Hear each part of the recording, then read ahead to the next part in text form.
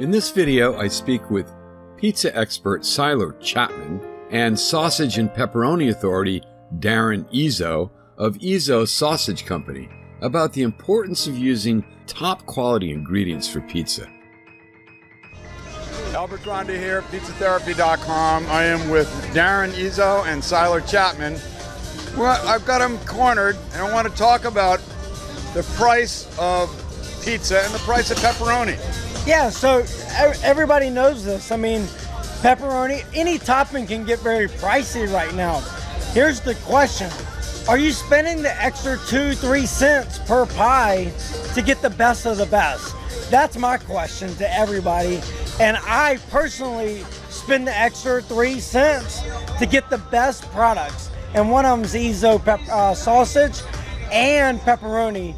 And their pulled sausage has by far been my best favorite lately. And their pepperoni, the 51 millimeter, is my go-to on their pepperonis.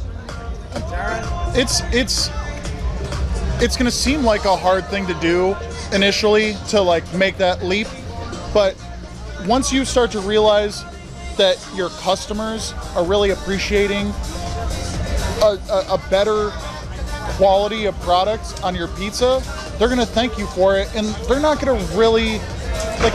Yeah, food cost is important, but you need to price your stuff in a way that it's fair for everyone. It's fair for you.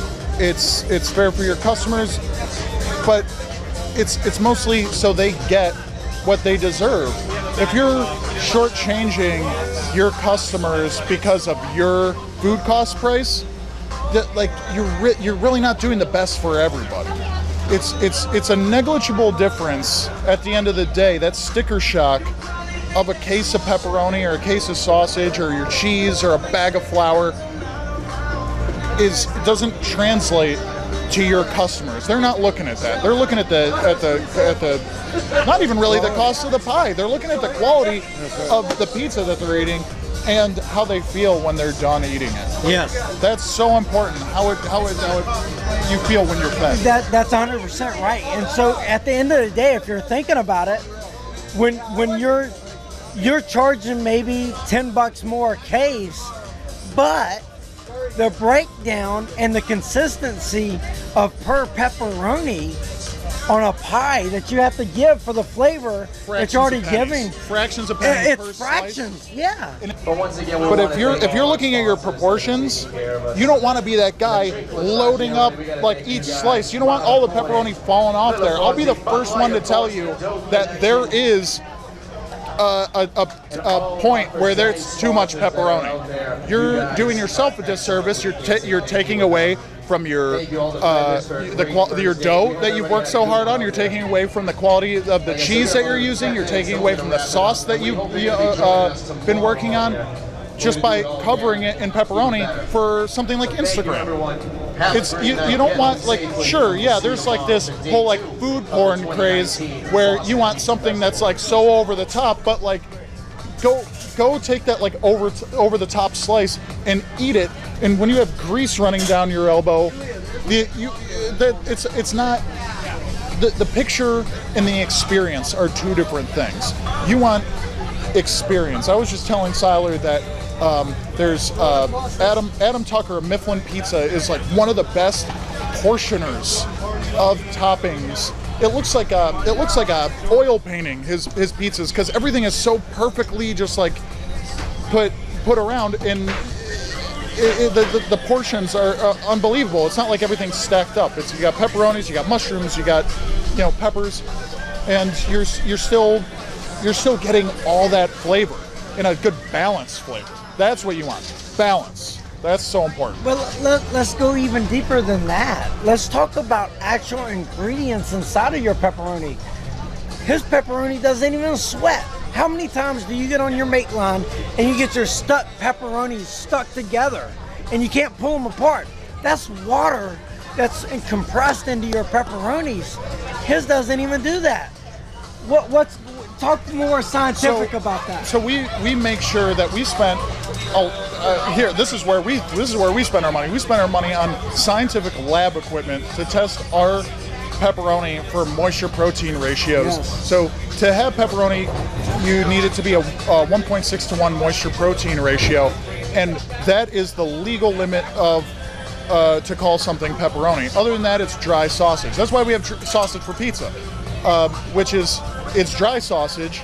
It says sausage for people. It's a common misnomer that it's another one. It's like our G. Antonio 38 millimeter, but it's sausage for pizza, and it's just has a little bit more moisture in it because some people like that. So that would be like closer to like a 1.9 to 1 ratio, but we can't call it pepperoni. They use ham shank. They use a finely textured beef. Some people use chicken skin. They use vegetable proteins. All these things that will take your protein to fat ratio and tip it in the favor of the protein. So they'll give you a sheet and say, oh, look at our protein to fat. Our protein's super high. Okay, how much of that is soy? How much of that is FTP, which is just pork collected off the bone by an ammonia process. It freezes the pork off there, and then it's collected through a screen and it's put into a box. We use pork shoulders and clean beef fat and real seasoning. That's what we use. We don't find new ways to save a penny here or a nickel there, or like, hey, maybe instead of using the crushed pepper, we'll use a pepper liquid additive or something like that. Like, we don't have all these like brilliant engineers. We just take, okay, this pork consists of this amount of lean meat. This pork consists amount of this much fat. This beef has this much fat. That's simple math. So we know what our pork to fat ratio or our lean to fat ratios are, even without that lab equipment. But the lab equipment there is to back it up for us, to say we have the right amount of moisture in there, we have the right amount of salt in there, we have the right amount of lean to fat, and all those things are super important for what Siler was saying, where you're not sitting there taking extra time like peeling pieces apart. You're not like, you don't have to watch your temperature as closely on the make line because this stuff is made right in the first place. You start with good ingredients and your final product is going to be the best that it can be. So here's the funny part, okay? We got very technical with you on there. Here's the real end. Why do I change something that's not broken? I get that every day. Siler, why should I change this product that's, my customers are buying it as it is? What if your customer realized that there's an actual better product out there and it makes them come back one more time over the next 2 weeks? So they're already coming seeing you every week, 4 times a month, they're coming to see you. What if now they came and saw you 6 times a month? Because that one extra bite, that one extra little flavor that Ezzo's bringing to you says, I gotta have that craving. I gotta have that craving. My kids are that way. They're like, Siler, or Daddy, can we have an extra pepperoni? When we're making pizzas together, go look at my Instagram. They're always reaching in to the pepperoni to pull it. Why is that? Because they love the flavor. And if your customers love that flavor that they don't already know, so yes, don't change something if you're okay with being where you're at. But if you want a little bit more sales and a little bit more profit, change to Ezzo. And I mean this wholeheartedly because I'm doing it. I did a test with my neighborhood of 172 homes. I did this over another brand versus Ezzo.